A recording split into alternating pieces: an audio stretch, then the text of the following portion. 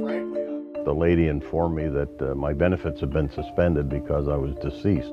And I thought, but this just can't happen. First, we discovered the VA wrongly cut off veterans' benefits in Florida by claiming recipients were dead. Ironically, after I was dead, they called me up and reminded me that I have an appointment next Wednesday.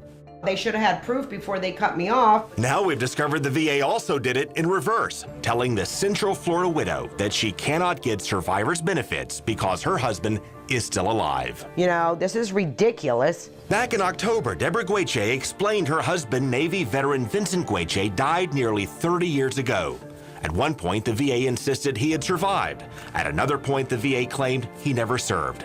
And on top of that, she received a letter claiming she can't get benefits because she remarried. You have proof that I'm remarried? Why is my name Gueche? She says the VA wrongly assumed she remarried because she did not return a marital update letter that the VA sent to the wrong address. And that's just the start. He told me, he goes, well, we didn't send you that letter, we sent your husband that letter. So I said, well, you sent my husband that letter. I said, he's dead. I said, so how is he gonna pay it? With that, the VA yanked her benefits and sent her a bill for $164,000 to repay 30 years of checks they assumed she cashed by mistake. To be honest with you, I thought I was gonna drop dead. Her $1,200 monthly survivor's benefit is her lifeline. I wouldn't have a house, I wouldn't have electric, I wouldn't have gas, I couldn't pay my bills. Congress committed more than $1 billion to stop these kinds of mix-ups and give veterans the benefits they earned. VA promised to eliminate the backlog in 2015. It's now 2016.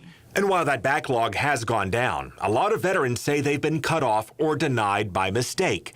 And the appeals for denials, which don't count as part of that backlog, have shot through the roof. They served, and now nobody wants any part of them. Army veteran Jim Reed fought in Vietnam and was slammed into a concrete wall in Korea. Busted my eye open, separated my shoulder, and had to go to physical therapy from that point until the end of my career. He's been fighting for his benefits for the past 26 years. Somehow it got put into my file but not entered into the computer system, so as far as they were concerned, I didn't have an appeal pending. And with no benefits, he wound up living out of his truck. I'm sleeping in my truck in a Walmart parking lot. After all I've gone through, really? Last March, his doctor said his injuries are likely service-connected. And this is only a small portion of the paperwork I have. And in August, a judge told the VA his appeal must be expedited, but they just kept him waiting. Most vets feel that they're waiting on us to die so they don't have to pay us. After that billion-dollar commitment, government inspectors found the new claim system has repeatedly crashed, and the scanning center for veterans in Florida was a mess. Everybody see it? I, and I'm sure the ranking member, are appalled that Florida veterans may have waited longer than any other veterans due to this delay in scanning. Jim Reed thinks of all the other veterans who are suffering. This is why the people are fed up with our government. I kept calling VA.